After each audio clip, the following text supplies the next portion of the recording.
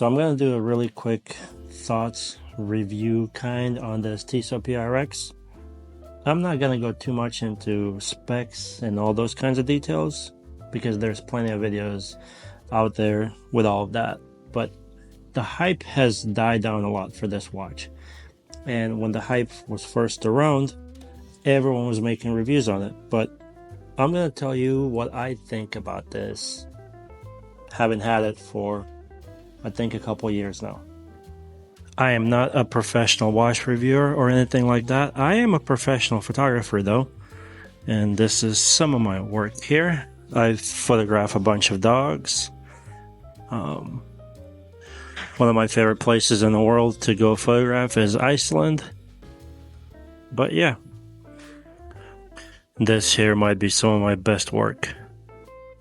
This is people who come to my studio and they were marking who wore this outfit better. But let me tell you my thoughts about this watch. Initially, when these first came out, they were, I think, selling like hotcakes because it's a great looking watch for $725. It's really hard to beat, and you get some of that Royal Oak vibes, or you might even call it the oyster quartz from Rolex from back in the day, but you definitely get a 70s vibe with this watch. And for $700, it is an amazing looking watch. The movement in it is really nice. It's got 80 hours of power reserve, meaning you can wear this, take it off your wrist, put it down for a few days, pick it up, and it's running right back where you left it. Mine is all scratched up and it's been through its paces, but I'm not careful with it. I wear it everywhere. I wear it to work out with. I wear it to do outdoor things. And I'm not worried about scratching it or beating it up because, again, it's a $700 watch.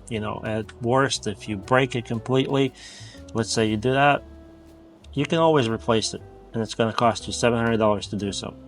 It is a lot of money, $700, but it's not like Rolex prices or Omega prices or anything like that. There's obviously a big difference in between destroying a $700 watch versus a $5,000 watch or even a $15,000 watch. So yes, it might hurt if you do so, but you'll cry less over $700 than you would over $5,000.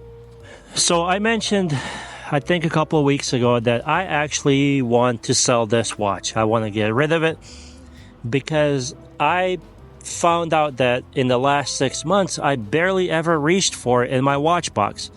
And one of the only gripes I have with it, it's the only gripe. I don't have any gripes with the way it looks, the way it functions, the way it feels. It's perfect. For $725, you cannot complain. You just cannot. But my only gripe and complaint is the bracelet itself. It looks amazing, don't get me wrong. My problem is getting the correct fit for my wrist with this bracelet. I've tried taking out a bigger link, a smaller link. I've tried every combination that I can think of to get just the right fit for my own wrist with this. It usually ends up being too loose or too tight.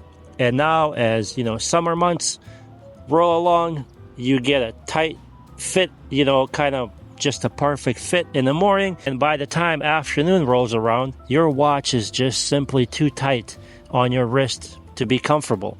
So you end up taking it off for the day and reaching for another watch, or you end up pushing it up and down on your wrist trying to find a comfort zone, which is usually impossible. That's my only gripe with this watch. Otherwise, it's an amazing timepiece for $725. And even if you go buy them used now, you can probably buy them for, $500+. I don't think you can go wrong with this, guys. Like I said, that's my only gripe. I know it's kind of minimal, but it has to do with comfort. I think it's a legit gripe, But like I've said so many times now in this video, that this is an amazing watch. If you like the look and you're okay with kind of not having the most perfect fit on your bracelet, you cannot go wrong with this. I also have the gold one, the same exact specifications, but the gold version, and that's a beautiful, beautiful watch. And here's a shot of what it looks like on my wrist. I have no idea how big my wrist is, but I'm not a small guy. It's a great looking watch. But you see how it droops down a little bit off my wrist right there? I don't like that.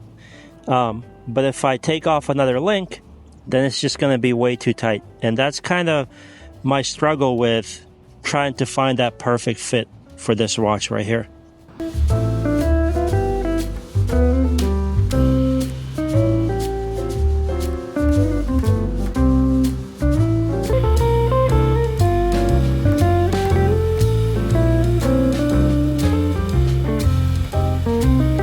And you know, this watch right here kind of gives us that Royal Oak vibe, which, you know, if we're being honest, most of us, 99% of us, will never be able to get our hands on one of those, or I don't think I'll ever be buying a Royal Oak because I am a nobody and no AP dealer is going to be selling me one at retail, and there's no way in hell I would ever spend the money required to acquire one on the gray market, because that's just fucking crazy.